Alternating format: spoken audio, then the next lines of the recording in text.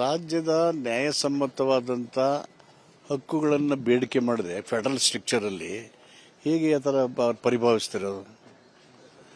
ನಾವು ಒಪ್ಕೊಂಡು ಗಣರಾಜ್ಯದ ಇದರಲ್ಲಿ ಹೇಗೆ ಕೆಲಸ ಮಾಡಬೇಕು, ಕೇಂದ್ರ ರಾಜ್ಯ ಸರ್ಕಾರಗಳು ಒಪ್ಪಿತವಾಗಿರ್ತಕ್ಕಂಥದ್ದು, ಅದ್ರ ಪ್ರಕಾರ ಹೋಗ್ತಿಸಿ 7th ಇದ್ರ ಫೈನಾನ್ಸ್ ಕಮಿಷನ್ನ ಕಾನ್ಸ್ಟಿಟ್ಯೂಷನ್ 7th ಶೆಡ್ಯೂಲಲ್ಲಿ ಈಗ 15 ಆಗಿ 16ನೇ ಕಮಿಷನ್ ಬರ್ತಾ ಇದೆ. 14ನೇ ಕಮಿಷನಲ್ಲಿ ಇದ್ದಂಥ 4.5% 3ಗೆ ಇಳಿಸಿದ ಮೇಲೆ ನಮಗೆ 1,80,000 ಕೋಟಿ ನಷ್ಟ ಆಗಿದೆ. ಅವರು ಫೈನಾನ್ಸ್ ಕಮಿಷನವರು ಏನು ಹೇಳ್ತಾರೆ, ತೆರಿಗೆ ಸಂಗ್ರಹ ಆದಾಗ ರಾಜ್ಯದಿಂದ ಇಷ್ಟೊಂದು ಪರ್ಸೆಂಟೇಜು ರಾಜ್ಯಕ್ಕೆ ಕೊಡಬೇಕು, ಉಳಿದಂತ ಕೇಂದ್ರ ತಗೋಬೇಕು ಅಂತ ಹೇಳಿದ್ದಾರೆ. ಅವರೇನು ಇದ್ದದ್ದು it's an autonomous institution, constitution created body. ಮತ್ತು 15th ಕಮಿಷನ್ ನಿಮ್ಗೆ ಏನು ಲಾಸ್ ಆಗಿದೆ 5,000 ಕೋಟಿಗೆ ಹೆಚ್ಚಳ ನಿಮ್ಗೆ ಕೊಡ್ತೀವಿ ಅಂತ ಅವರೇ ಮೆನ್ಷನ್ ಮಾಡಿ ಅವರೇ ಕೊಡದೇ ಇದ್ರೆ ನಮ್ಮ ರಾಜ್ಯ ಅಭಿವೃದ್ಧಿ ಆಗಿದಾಗೆ ನಮ್ಮ ತೆರಿಗೆ $100 ರೂಪಾಯಿನಲ್ಲಿ 35-37 ರೂಪಾಯಿ ನಮ್ಮ ರಾಜ್ಯಕ್ಕೆ ಕೊಡಬೇಕು, ಉಳಿದದ್ದು ಕೇಂದ್ರ ಇಟ್ಕೊಳ್ಳುತ್ತೆ.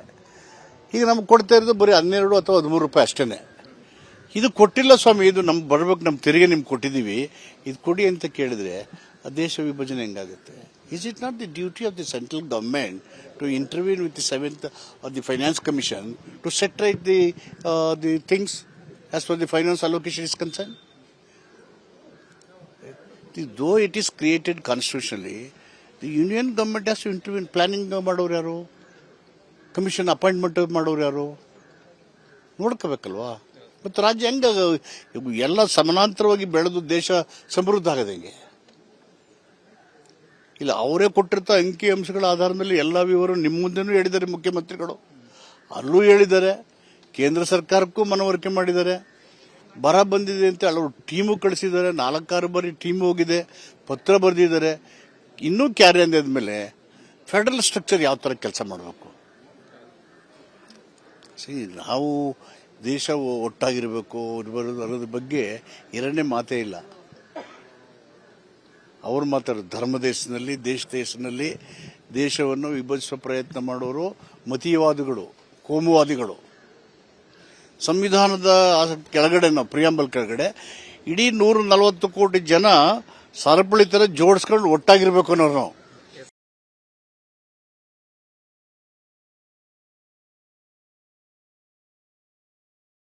ಸ್ಟಾಕ್ ಮಾರ್ಕೆಟ್ನಲ್ಲಿ ಹಣ ಗಳಿಸಬೇಕೆ? ಭಯ ಬಿಡಿ, ಹೂಡಿಕೆ ಮಾಡಿ. ತಿಳಿಯಿರಿ ಸಣ್ಣ ಸಣ್ಣ ಟ್ರಿಕ್ಸ್. ಗೊತ್ತಿಲ್ಲದೆ ಸ್ಟಾಕ್ ಟ್ರೇಡಿಂಗ್ ನಲ್ಲಿ ದುಡ್ಡು ಕಳ್ಕೊಂಡಿದ್ದೀರಾ? ಸ್ಟಾಕ್ ಇನ್ವೆಸ್ಟ್ಮೆಂಟ್, ಸ್ಟಾಕ್ ಟ್ರೇಡಿಂಗ್ ವ್ಯತ್ಯಾಸ ಗೊತ್ತಿಲ್ವೇ? Equity, ETF, derivatives, option contract ಅರಿತು ಲಾಭ ಗಳಿಸಬೇಕೆ? ಚಿಂತೆ ಬೇಡ, 3 ದಿನದಲ್ಲಿ ಕಲಿಯಿರಿ ಸ್ಟಾಕ್ ಮಾರ್ಕೆಟ್ ಸೀಕ್ರೆಟ್ಸ್. ನುರಿತ ತಜ್ಞರಿಂದ ಪಕ್ಕಾ ಟ್ರೈನಿಂಗ್ ಪಡೆಯಿರಿ. ಸಂಪರ್ಕಿಸಿ. ಅನುಕ್ಷಣದ ಸುದ್ದಿಗಳಿಗಾಗಿ ವಿಸ್ತಾರ ನ್ಯೂಸ್ ಯೂಟ್ಯೂಬ್ ಚಾನೆಲ್ ಸಬ್ಸ್ಕ್ರೈಬ್ ಮಾಡಿ. ಹೊಸ ಸುದ್ದಿಗಳ ನೋಟಿಫಿಕೇಶನ್ಗಾಗಿ ಬೆಲ್ ಐಕಾನ್ ಕ್ಲಿಕ್ ಮಾಡಿ.